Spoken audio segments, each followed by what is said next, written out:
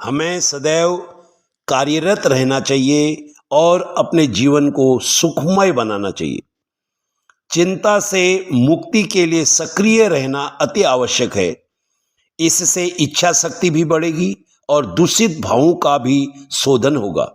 कोई भी काम जो सरल एवं अपनी रुचि के अनुकूल हो, उसमें लग जाना चाहिए।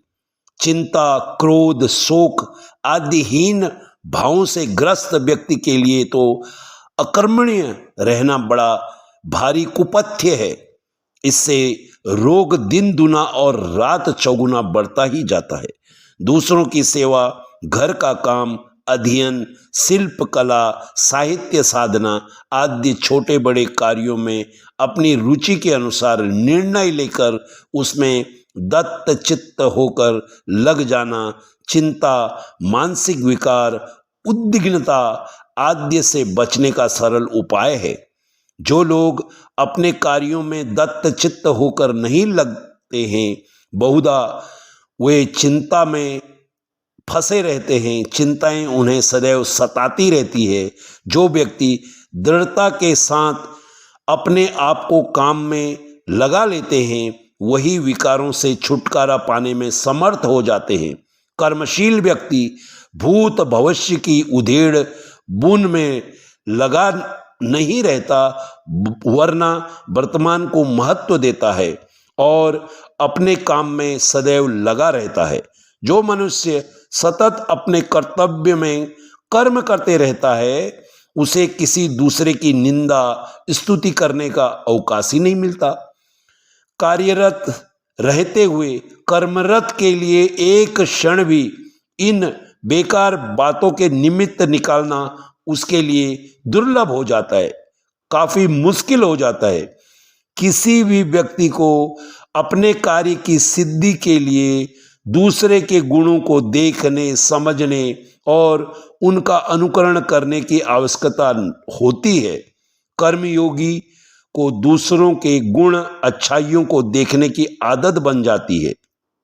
दोष दर्शन के लिए न उसे उत्साह रहता है और न अवकाश।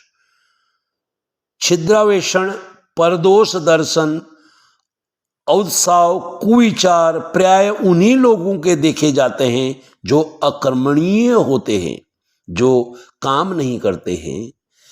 जल के बहते हुए प्रभाव में जिस प्रकार कूड़ा करकट अपने आप बहता चला जाता है, उसी प्रकार कर्तव्यपरायण व्यक्ति के मन में कुविचार भी टिक नहीं पाते। अच्छे आदर्श, रचनात्मक, उपयोगी और आत्मसंतोष देने वाले कार्यों में संलग्न रहकर मनुष्य को जो प्रफुल्लता मिलती है, जो खुशी मिलती है, जो प्रसन्नता मिलती है, जो आत्मसुख मिलता है, वह और किसी प्रकार उपलब्ध नहीं हो सकती है। कामनाओं और लालसाओं को छोड़कर खेल और अभिनय की तरह उदास बुद्धि से जो कार्य करते हैं, उनके लिए तो यह जीवन ही नहीं, सारा संसार और उसका प्रत्येक कार्य भी आनंदमय बन जाता है।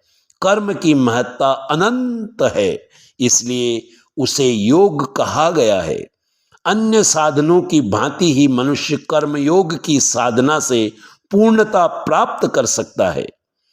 सफल जीवन की धारा में हमेशा अपने को सक्रिय रखें और अपने इस दुर्लभ मानव जीवन को साकार बनाइए। बड़े दुर्लभ